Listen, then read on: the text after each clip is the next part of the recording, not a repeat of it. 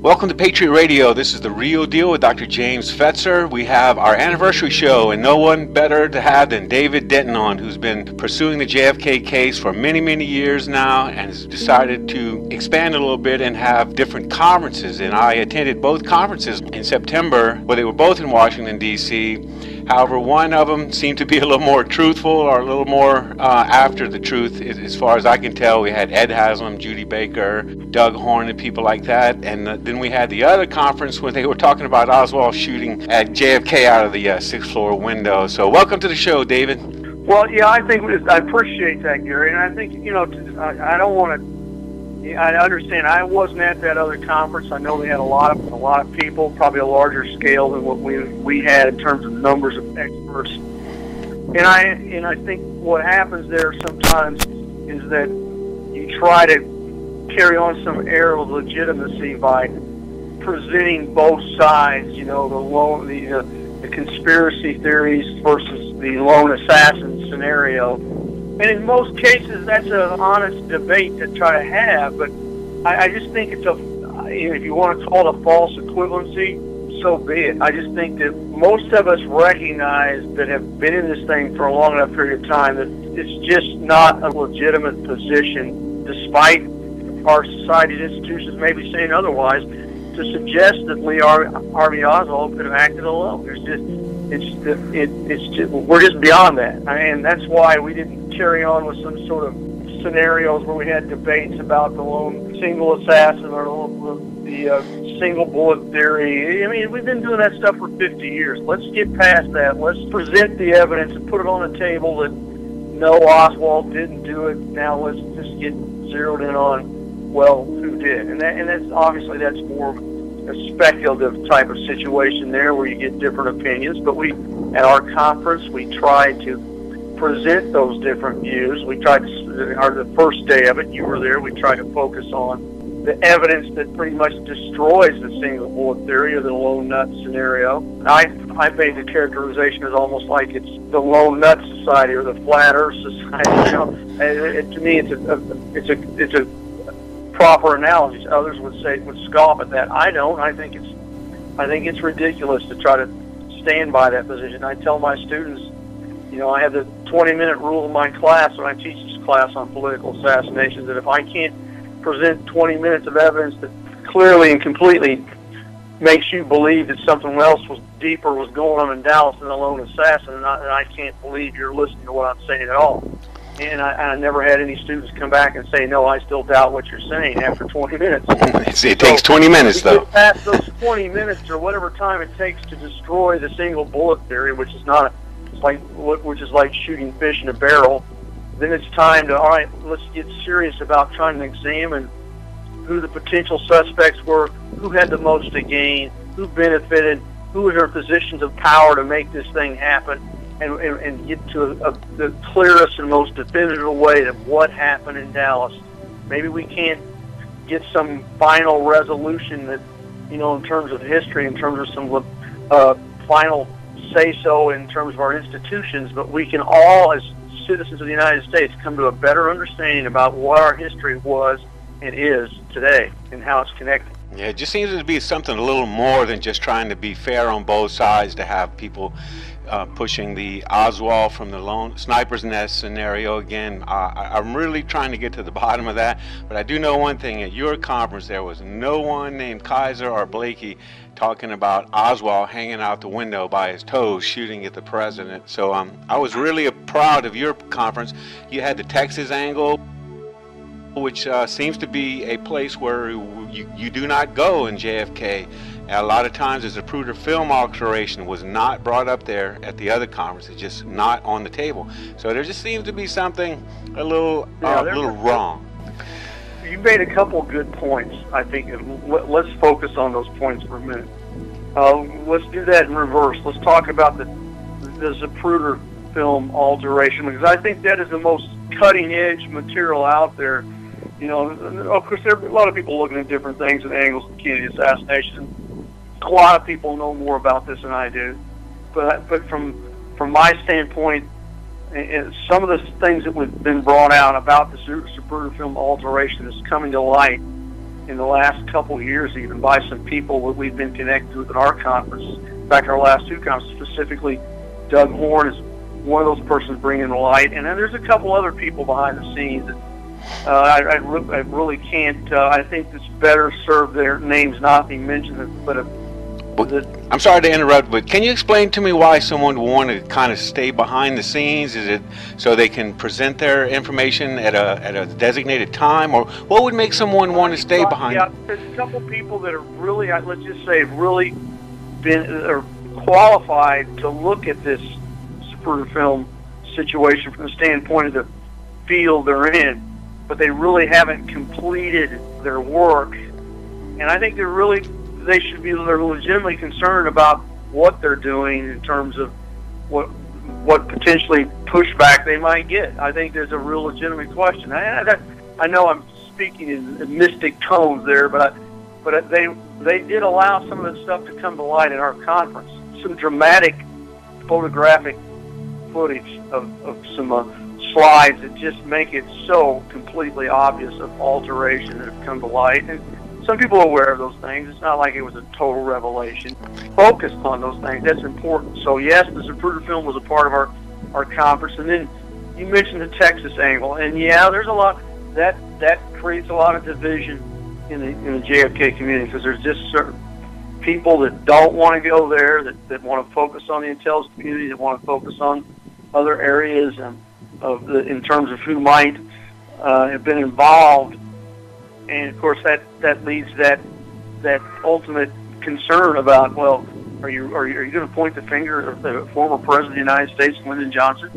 And in fact, some folks at our conference believe that Johnson was involved in some way, but and others didn't. But I think it's a legitimate question when you get past the notion of a president of the United States maybe being engaged. Well, keep in mind, Lyndon Johnson was not president of the United States when all this went down, but he certainly was first in line. And we mentioned Jim Garrison earlier. I recall a speech that Jim Garrison gave in the late 1960s, where Garrison focused on the intelligence community, but he very explicitly made a comment that no one benefited more from the assassination of the president of the United States than Lyndon Johnson. Well, there's people around Lyndon Johnson. Right. There's no question that he was complicit. I'm sorry. He was. Yeah. There's no question that he was an accessory after the fact. That is just as simple as it gets. How much before that? Did people colluding with Johnson, or that worked in Johnson's behest, or wanted to see Johnson president of the United States? Well, I can tell you this. I mean, and we've come from many different sources. And you talk to people in Texas, and it's just the level of power necessary to control the things in Texas to make this thing happen. I mean, I don't see how you can leave out a Texas component of somehow, because this is where it happened. And there's so many things about this. I mean, it's Lyndon Johnson's people that lured Kennedy to Dallas. I mean, that's another factor. Who else was in control of potential Secret Service actions at the highest power? When we look at what happened in removal of protection of the president, when we talk about secret security and their lack of protection in Dallas, control and manipulation of evidence, and then just the sheer fact that so many scandals were circulating around Johnson and people close to Johnson. The Bobby Baker scandal, the murder of Henry Marshall, the agricultural official, Billy Sol Estes, the TFX fighter scandal. It's something that a lot of people don't know about. They need to look about, something called a stockpile scandal. There's so many things that Johnson had his hands on, that plus a clear indication that Kennedy and the Kennedy team were seriously considering removing him from the ticket. The potential of not only being off the ticket, but potentially in jail because of scandals. There's a real good chance that Lyndon Johnson would have been Spiro Agnew. If you think of it that way, if Kennedy had survived, that's what would the fate of Spiro T. Agnew would have been, also the fate of Lyndon Johnson, off the ticket and prosecuted. And then all those things just go away the day of the assassination. They fall apart. Can you ignore that? Just because, it seems Lyndon Johnson, civil rights and all the things and blah, blah, blah, you're accusing the President of the United States. I mean, no, just look at the man and look at how how diabolical Lyndon Johnson was and could be, which is on the record. Yeah. And the fact that he benefited. Did people around him decide that they wanted? Was this part of the equation? That's a real question to ask. I don't know if it can be definitively answered, but I'm just not going to dismiss it. I know that. Well, I know one thing. He was saying that he wanted that GD ship going to the bottom of the ocean. There was an American ship, the USS Liberty, if I'm not mistaken. Yes, right. That was some new stuff that came to light that Phil Nelson talked about. I haven't got that far in his book. I saw his presentation. The whole thing about Johnson and while in office and the provocations that he created, we ultimately created the Gulf of Tonkin provocation that led to the Vietnam War under Johnson's 50,000 men dead, millions of Vietnamese. But then you take it one step farther, was somehow Johnson creating some incident that led to the sinking of an American ship to somehow interject the United States into the whole Israeli-Middle Eastern war to, again, divert attention from his own situation.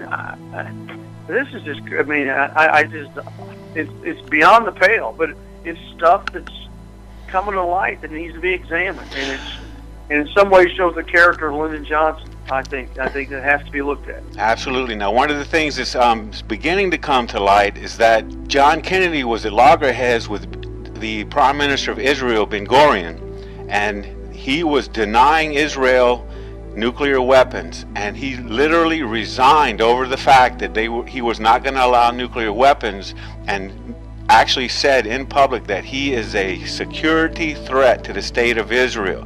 So now let's fast forward to the present day. All right, well, Israel has many nuclear weapons, and I think something that a lot of people don't realize is how many dual citizens we have running our government.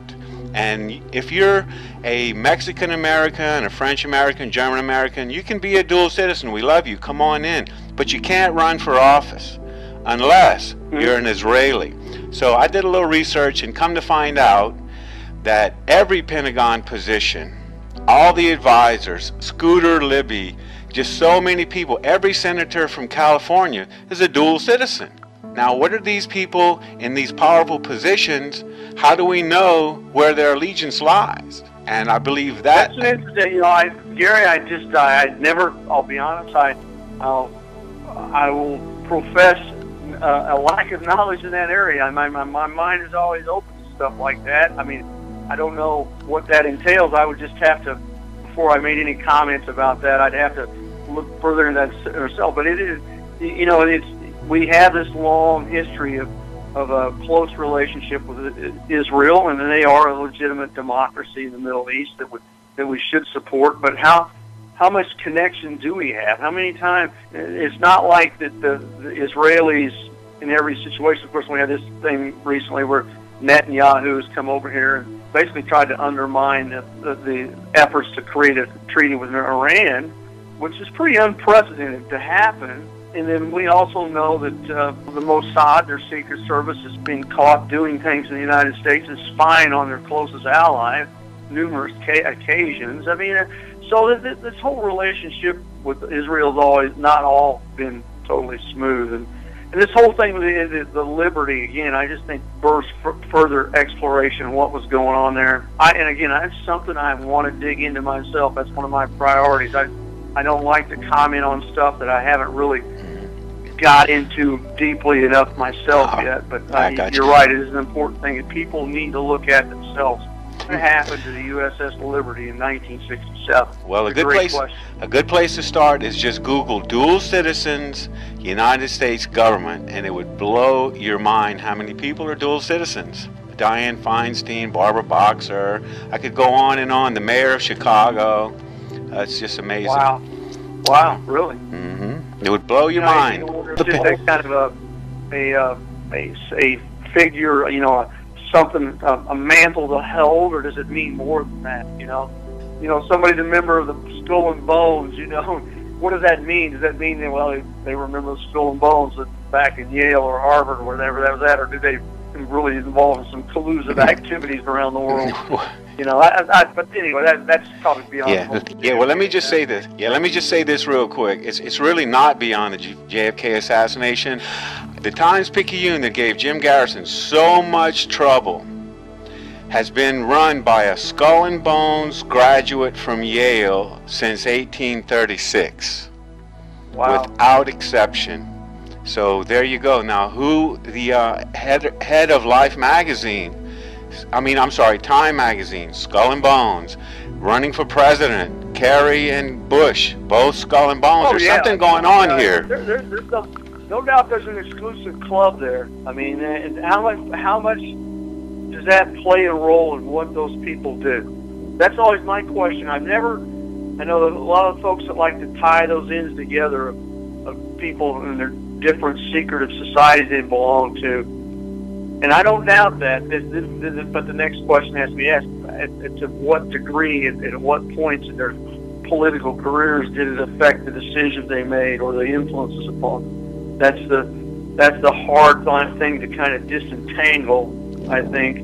But there's no question. I mean, in the Bush family, and I invite everybody to read Russ Baker, who was one of our speakers, excellent speaker, who wrote the Family Secret. Yeah, right. I'm sorry. Terrific book about the Bushes, and that's really kind of what got him into looking into the Kennedy assassination a little bit, because he saw some suspicious things going on. I'm not going to accuse the Bush family of necessarily being involved in the Kennedy assassination, but those threads and those things that went on behind the scenes, and not just the JFK assassination, Watergate, and seemingly, and here's this George Bush and the Bush family just kind of always there in the background, always being opportunistic, in terms of advancing their political careers. Great book. So every American needs to read that book, I think, in terms of focusing on that situation. And a little bit more about the Texas angle in the process. So, anyway. Yeah. Let's keep moving forward. Yeah. We got a lot to talk about, Gary. Go ahead. It's a slippery slope, I'll promise you that. There's no doubt about that. So, what's your position on Oswald in the doorway? Have you done any research on that? Judith Baker, who was at our conferences, is really, of course, Judith has gone on record as being the mistress of Oswald. Some people try to question that. I think her bona fides are pretty serious. She's taken up that mantle a little bit about that it was definitely Oswald down there. There's some issues about shirts and analysis. And I don't know. I think it's one of those things that can sidetrack us. I think it's minutia. I don't want to belittle it too much. To me, it doesn't change things one way or another, whether it was Oswald down there or not. It would definitively prove that Oswald wasn't shooting, if that wasn't in fact him. But I just think we can be chasing our tail forever, can't we? Trying to decide whether that was him down there or what was the other guy? The guy that said Billy Lovelady. Billy Lovelady. I just can't. I mean, it's just one of those things we could get all sidetracked on, and more power to folks that want to do that. I've seen a few presentations. I said Judith talked about that in both the conferences she attended with us. I know it's very controversial. It's her position that, in fact, that was Oswald down there. Yeah, I've done a lot of research. I'm completely convinced it was him. If you really take time to study that, there is no question about it. You should dig in a little further to what Judith's got to say maybe about that. I don't know. She's covered that a little bit in her last book, I believe, Me and Lee, or next to last book. She's also got a book out about David Ferry now. I think she's talked about that in the book, and she's expounded. You go on some of the discussion sites, and she's laid her position out there a little more. It makes logic. It makes sense. I do not believe. I think the evidence clearly indicates that Lee Oswald was not on the 6th floor at the time the shots were fired. There's just no way. There's folks up there as late as 12:15 that didn't see him up there. You would have had to run down a flight of steps where 2 witnesses said they never saw him run down. The time frame is just whittled down so far where you have to go down all those flights of steps and ended up on the 2nd floor calmly drinking a Coke within seconds of shots being fired and being spotted by the police officer there in the Coke room. He wasn't there. Maybe someone was up there, a a double or someone who was, you know, an imposter. I have a good feeling about that. I personally believe, I mean, Richard Bartholomew did a presentation. Again, there are people who try to, you know, debunk that, but a pretty serious a fingerprint expert, one of the best ones in the country, said those fingerprints that they found on the 6th floor were Mac Wallace's. And here we go again, a man connected to Lyndon Johnson. And I think there's a real good case to suggest that somebody was up there shooting, probably as a decoy, but it wasn't Lee Oswald. There's no doubt. Would you agree with me on that, Gary? I think absolutely no question about that. But now Larry Rivera's done some good work on that. Now what he's done is through the Freedom of Information Act, he's gotten Billy Lovelady's records. All right, and also Buell Wesley Frazier. And come to find out, the Texas School Book Depository had a policy of hiring pretty much squeaky clean people.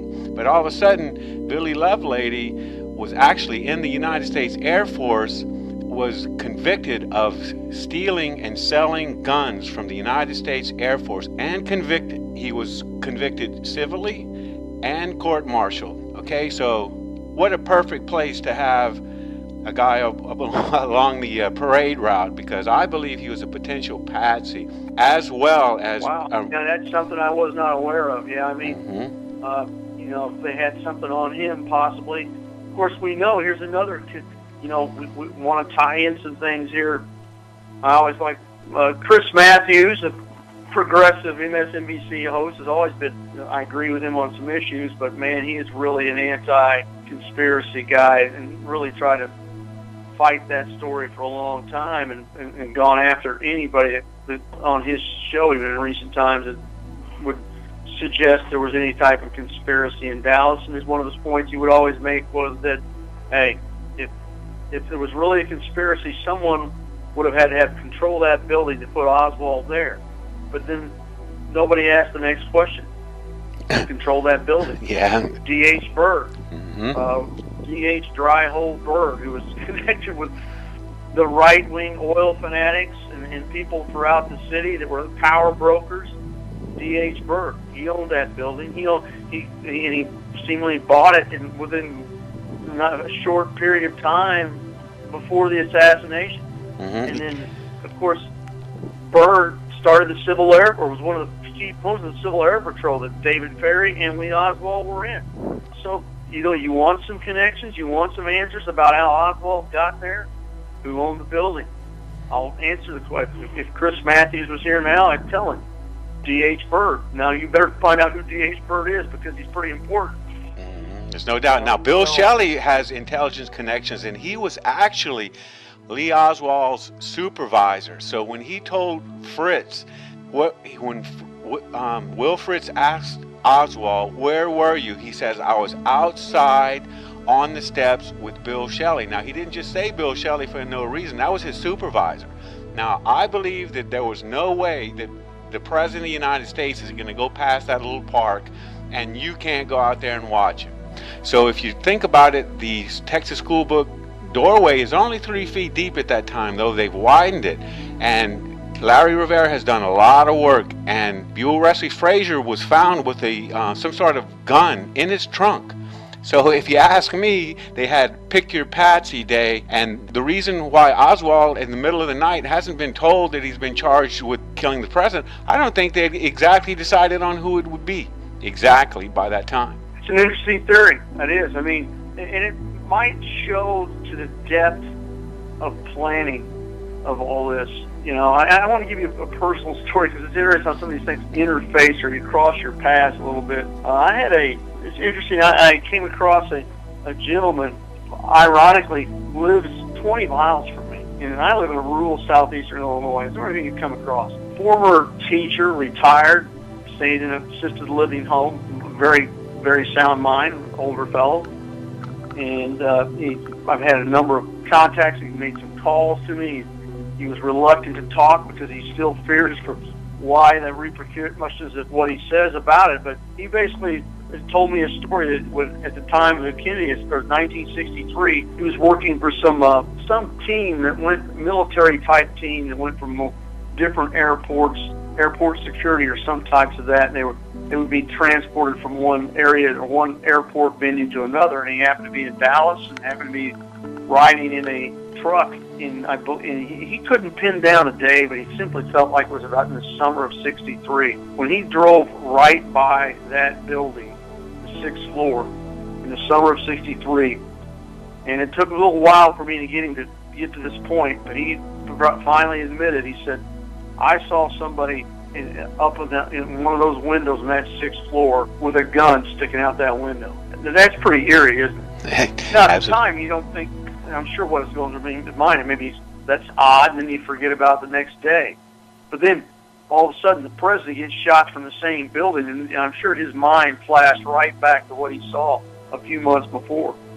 So, was somebody in that building by the summer of '63 already checking out sites to be potential target areas?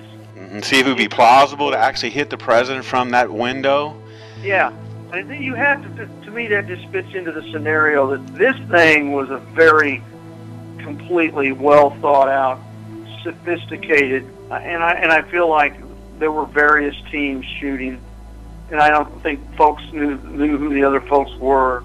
I think there were probably people on the ground in Dallas that were trying to stop it. People were trying to carry it out. Who knew who? It's just like a hall of mirrors. At the end of the day, something went down in Dallas, and it had to be. There had to be some intelligence involvement. It has the fingerprints of intelligence all over it. You know, there had to be some sort of military-style assassination groups with some sort of intelligence backing. But the money I see at higher levels, and that's where I'm at. That's the point I'm in. The money dictates who. You know, a group of assassins just don't get together and decide to kill the president. Somebody directs them to do that. Who directed those people on the ground in Dallas? Who put those people there? And what level of power do they exist in? Well, having Ed Lansdale walking around might answer that question. Now, yeah, you got a guy like Lansdale, in fact, was in Dallas. I mean, and if he was, what was he doing there? Again, another fellow that we've talked about a lot, I think, we haven't talked about this before, but Tosh Plumlee is a guy I've spent quite a bit of time. He was not at our conference. I actually gave a presentation about Tosh in my first conference. He was in Dallas in November, and a lot of people said he was very impressive. A former CIA contract pilot, one of those guys. Even today, he's still, even in his mid-70s, is flying missions, immigration-type missions on the border for helicopters. 50 years ago, he says he flew in with an abort team, a team that routinely checked out potential assassination scenarios against the president. That they had evidence that they leaked out of Europe. There was a potential assassination plot in place in Dallas, backed by individuals in Texas. They were routinely checking it out. It was one of those things where they didn't really think that it would not check out. Then all of a sudden, it all goes down. You know, he's had a lot of interesting things to say. I think Tosh Plumlee is a guy you need to listen to. Not everyone wants to believe him, but that's the case for everybody in this whole thing. I mean, you've got intelligence people. Can you believe what they say? Well, you got to take it with a grain of salt. I mean, there are people that attack Tosh Plumlee, but in the same breath, they'll talk about Jerry Patrick Hemme. Hold on a minute. Jerry Patrick Hemme. I've heard that guy talk for 2 hours and not say a thing that I could understand. Yet at the same time, did he present some credible evidence about what happened in Dallas? Should we listen to? Can we sift through what he's saying? Or you want to attack some people like Judith Baker or Madeline Brown, or people who talked about the Texas angle, or talk about their credibility, Celestes. You know, every one of this thing is credibility can be brought into question. They wouldn't be involved in something like this plot if they were squeaky clean. You know, if they were all choir boys and angels walking around. So how do we sift through that? I think we have to almost use your own judgment, your own character. If their people are still alive, talk to them, get a better understanding of who they are, and decide for yourself. That's about all I think you can do. Yeah, and let's not forget the Texas School Book Depository was not located on Elm Street prior to the assassination. Only a couple of months before were they located there. Yeah, I'm glad you brought that up, because that whole operation, D.H. Byrd brought that in. That was a short-term operation that popped up. Just one more thing that has to be right on time. Somebody really closely looked at this thing. I mean, if you had a real, true, legitimate investigation, at certain times, good investigators that have actually dug into this, I think there was an attempt at that in the 1970s. Gate and Fonzie and the House Select Committee, at least for a short period of time, when they were actually focusing on it before the Philadelphia prosecutor, they maneuvered him out, and his name was... let me take a second. Escaping me. It's been a while. Starts with an S. Yeah. And then he's drummed out, and then they bring in Robert Blakey, who you mentioned showed up at that other conference. Mm-hmm. Then there was no investigation. But a guy like Gate and Fonzie was a true investigator. He found all kinds of things. It didn't take him very long. By the way, he comes up with this whole Bill O'Reilly thing, which is interesting. This come to the surface about the media. Bill O'Reilly, who's famous whatever you want to call him, news guy. If you want to call Fox News, that some people don't want to do that. I'm not going to talk about that. But O'Reilly's been called into question about. He claimed that he was at the scene when George de Mohrenschildt committed suicide, and there's a phone conversation or a document where O'Reilly is in actual conversation with Gate and Fonzie, who did show up not long after de Mohrenschildt's suicide, if you want to call it that. And Fonzie is clearly telling O'Reilly, or describing the incident to him, clearly suggesting that O'Reilly lied in his book, Killing Kennedy, that he was there when de Mohrenschildt heard the shots. Wow, that's a egotistical interjection of himself into the story, as far as I'm concerned. Well, they took Brian Williams out for telling the fib, but they should take out every reporter that there is, because I'm yet to hear much truth out of the media. You're listening to The Real Deal. We've got David Denton on. Y'all stay tuned for part 2. We picked up from last time talking about the Garrison case and some of the media behavior in that situation as a tremendous example of how the media or people can be compromised or attempt to try to distort or go after certain people that maybe the story they didn't like. And for whatever reasons, I think that really happened with the Garrison case. I mean, it's been documented by several authors.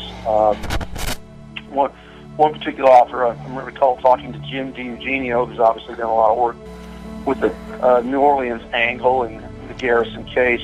He talked about that some of the journalists, I'm not going to the exact names of all those people, I think Ainsworth was in on it, some others, would actually meet at a certain place every night during the Garrison trial just to say, all right, well, what for the whole Garrison thing when it was at its peak, just to get together and get their stories right about how they were going to attack Garrison, how were they going to go after him this one. They actually colluded together on a nightly basis in terms of organizing or orchestrating their attacks against Garrison. That's a high level of effort on their part to try to destroy Garrison in his case. And ultimately, they pretty much did, unfortunately. Of course, Walter Sheridan, that name of someone tied to, a lot of people think, to the national security apparatus of the United States, comes down, hired supposedly by NBC News to do a white paper documentary on Jim Garrison's investigation, and it's a total hit piece.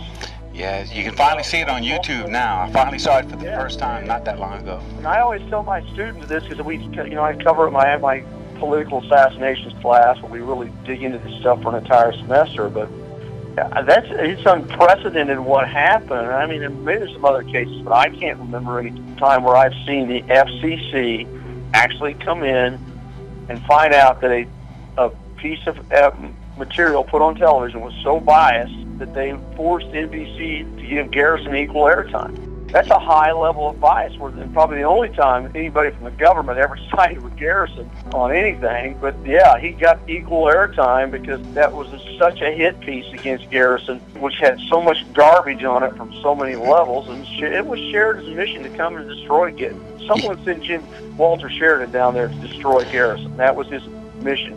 We know that, for instance, Garrison's key witness, Perry Russo. I mean, Russo was the linchpin to the whole, basically, case against Clayshaw. I mean, you understand. Most people understand. I mean, here's an insurance agent, salesman who's connected to Perry, and he's at this party and with Shaw and Perry and Oswald, or someone claiming to be Oswald, and they're talking about the assassination. Well, they go after Russo. Apparently Sheridan, according to Perry Russo, years later would say that Sheridan actually tried to bribe him to leave the state. That can't be corroborated, but that's what Perry Russo would say years later. So you've got all this going on, and ultimately it just works against Garrison, and Garrison doesn't handle it very well. He tries to lash back, and he's fighting a monster in the media, and some of those things don't come across very well, but in the long run, Garrison was fighting a monster, and unfortunately he couldn't win. Yeah, we actually had about three shows ago, excuse me, we had Jasper Garrison, and we actually watched his NBC response, and we stopped it in between and commented on it, and Wow. It was really amazing to hear him talk about it, how it affected his father, and he said he was only 9, but he just knew. And the next one, which is the one after this show, is going to be about Johnny Carson, so we're going to have Jasper comment on that one as well. And he did tell me, yeah, he did tell me that that one really affected him a lot, because a lot of people had a lot of respect for Johnny Carson, and suddenly this happened, and it's I'm sure he wasn't happy with the circumstances. And it was Mart Saul who got the interview going. Saul's the guy, right? And I think Carson was just doing what he was told to do. I don't think he had an agenda so much as to destroy it. I think he was just following the company line, and that's what he did. I'm convinced he was coached. Well, yeah, I would say definitely, no question. Because some of the questions he didn't, as I recall, and I guess you guys can dig into that when you have it next week. As I recall, some of the questions, reading from Garrison's books, and says that Carson asked some questions that he didn't know the answers to, or didn't see it coming. And that's the old thing about a lawyer: never ask a question you don't know the answer to. And he really probably allowed Garrison to open some cans of worms there that didn't want to be let out, because he didn't really understand the question he was asking. Somebody probably fed him to him. That's neither here nor there. But back to we were talking about the Garrison case, and as I said, Russo was a key player and all that, so they go after Russo. And they weren't going to be satisfied, I think, until Garrison's case was undermined, and on that level, they did succeed. Yeah, even to the extent of the family, not all the family members realize that they have an icon in their family. Jasper does, but the other ones have fallen prey to the propaganda, I'm afraid. Is that right? That's too bad. Yeah, it's really that way. Jim Garrison, that's the point I want to make. I mean, he put himself out there so courageously. He was so far ahead of his time on some of these issues, like, he had a good idea that the Central Intelligence Agency was behind this, but keep this in mind. In 1968-69, this was pre-congressional investigation. The Church Committee had not convened. All the dirty tricks and coups d'etats and covert ops the CIA had been engaged in were pretty much still in the dark until 1976, when some of these things were exposed. He was out. He had to put himself out there to make those accusations and go on national TV and say, "Look, you need to understand. There's powerful people that want to make this." I mean, he was ahead of his time, and he was in a place where, he just couldn't protect himself. People were hearing this for the very first time. That's the most important thing to understand. Exactly. Yeah, and Garrison didn't even. The great book he wrote. Jeez, I can't recall. On the Trail of the Assassins? No, the one he wrote. Heritage of Stone? What was that now? Heritage of Stone? Tremendous book. And he didn't, when he wrote that book, again, he did not have access to all the information we have today. The movie JFK, the Stone came out with a lot of documents came out. It was released because of that movie.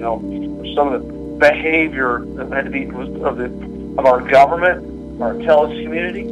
I mean, Garrison was making the documents we have about Vietnam in the book Heritage of Stone in the early 1970s. Garrison was speculating long before a lot of the documents were released that Vietnam had something to do with this issue. And he didn't have access to documents explaining how the were changed and manipulated and overnight change in policy that we read about today. He was ahead of his time on a lot of that situation, a lot of those things in a lot of ways. And I think he was a hero. To me, he was. I mean, I'll accept his flaws, and I know some people think he was way off base, and he's attacked. But Garrison was an honest man, and he was a courageous man for taking on something as big as what he saw as the Kennedy assassination from where he was at.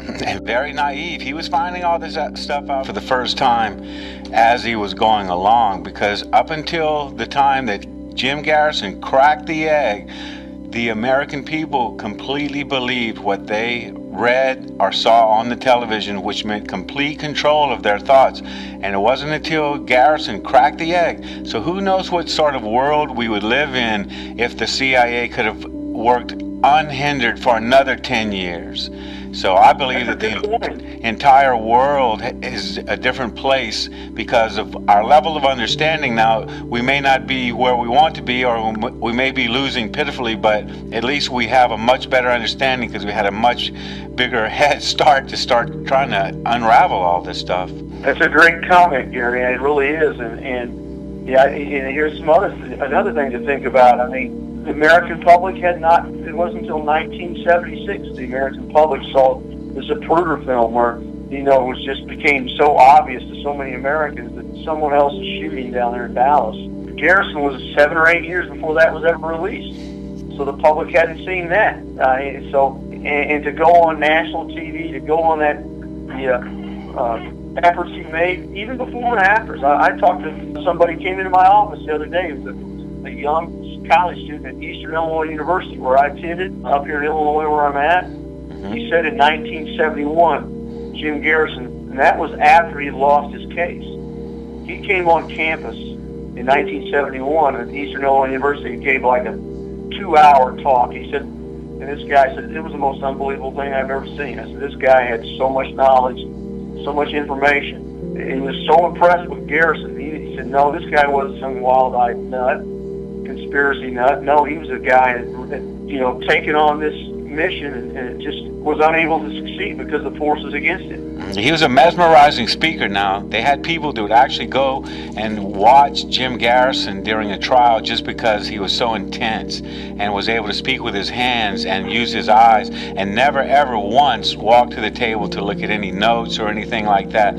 So when you see the Garrison response, he's not reading any cards. When NBC gave him his response, he's not reading anything. It's all straight from his head and straight from his heart. And when he can look at you dead in the eye like that without glancing down to see what's next on the card, pre-teleprompter days, then you've got an intelligent man on your hands. I mean, Garrison's an interesting character. There's no question about it. And just one of those many people that in this whole JFK case that, that we can focus on and look at. And of course, you're right down there in the middle of that in New Orleans, where you're at. And speaking of that, Gary, I don't have anything official to announce yet, but we're hopeful that we may be able to do a conference in New Orleans in the fall. I was just about to bring that up. That's a possibility. We're still in the beginning. It may or may not happen, but we're working with some people right now that hopefully maybe we might be able to put something together. We think that'd be a great place to have something like that.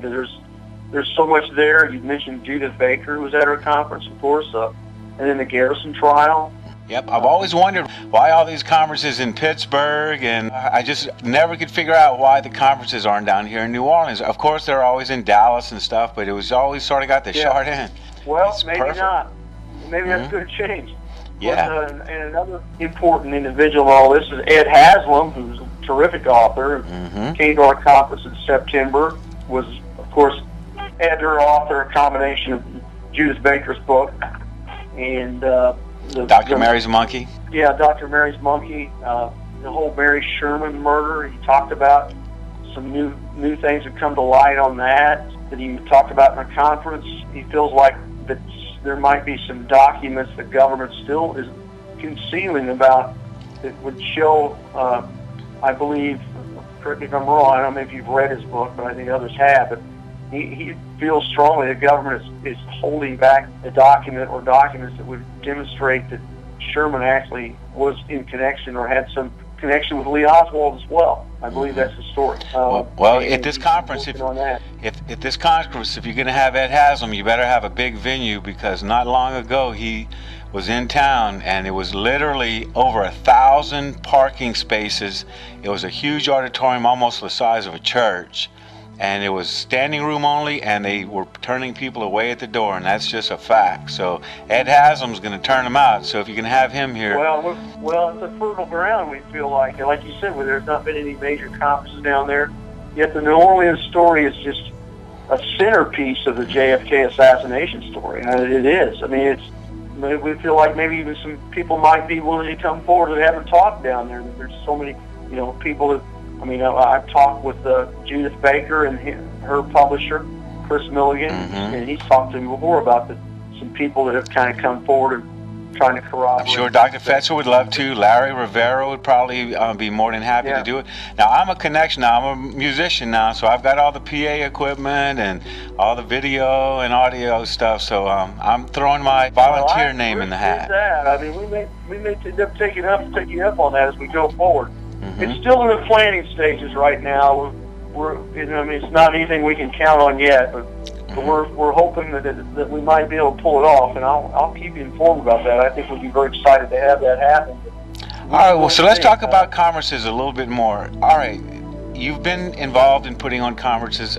What do you feel is the main reason and what is gained from all these conferences? And what do you feel about, I really can't think of another word or another way to put it, but sometimes people being involved in other conferences that are not bringing the truth. I mean, what do you do about that? Or do you just have to let everyone in and let them speak? I've just always kind of wondered that. Okay, my background is this, in terms of what I've done, what I haven't done. I'm a social science professor at Albany Central College, Illinois.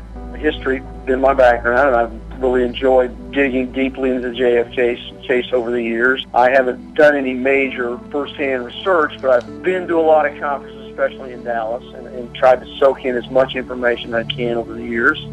Sometimes those kind of conferences can be very beneficial. But like you say, you kind of get a grab bag of different people with different viewpoints, a lot of arguing going on, a lot of disorganization, and just the best way of making it would I would say thematic. There was no steam or flow to many of the conferences we went to. And that's why we looked at that again. My friend Ed Tatro was instrumental in putting these things together the last couple of years. So both at our conference in 2013 here on my campus, and then again in Washington, we tried to get the best speakers we could, but we also tried to have a good theme.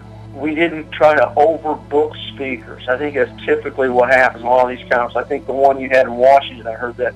I don't know how many speakers do they have over there. It was like 50. I'm not sure, but all I know is I flew all the way to Washington, D.C., burned up a year's worth of sky miles to see 3 specific speakers, and they were moved to the other day. So that was just tough for me. And I'm telling you, $100 cab fare and just the whole 9 yards, and then to realize that they'd moved them again. The point is, I think you just get so big. They try to have panels and give real short time slots to speakers, and it's not about how many people you can have at your conference. It's giving the people that you really want, that you can get, that you really think have an important story to tell, to give them a forum to speak. And that means they're probably going to need more than 20, 30 minutes, So you can't cram 30 or 40 people into your conference schedule. That's my opinion. We've tried to work with about 12 or 15 speakers in both the conferences we had. We thought it's worked very well.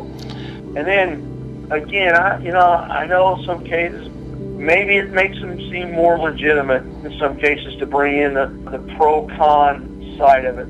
I don't. Here's my point, and I think you'll agree with me, is that I kind of I'll reiterate what I said before. Those of us are like-minded about the idea that we're past this idea or that debate about whether Oswald did it or not. It's obvious he didn't.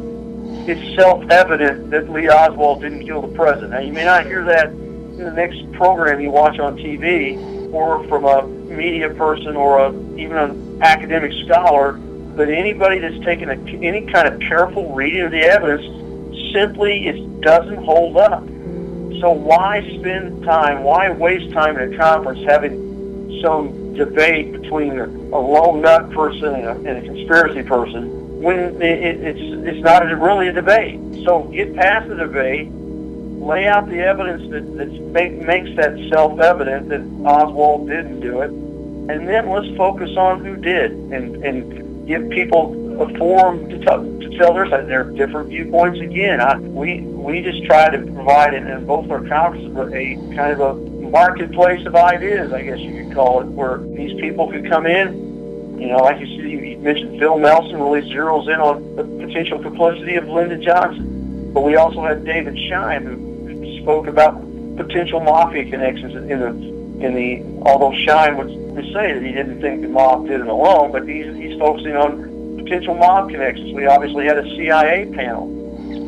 Casey Quinlan did a great job talking about the possibility that the assassination may have came out of the Joint Chiefs of Staff and the potential connections and implications of that. So, and maybe there are threads of evidence that tie those things together in some form. To me, it's definitely a mistake to just say one particular entity assassinated the President of the United States. I think this not necessarily was a massive conspiracy in terms of numbers, but it's definitely a conspiracy to cross the lines of power.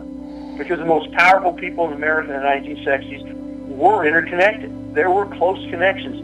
There was a close connection between Carlos Marcello, Clint Murchison, who's the real mover and shaker in Texas in terms of anything happening, J. Edgar Hoover. I mean, these people all met at the Del Charro Hotel in California.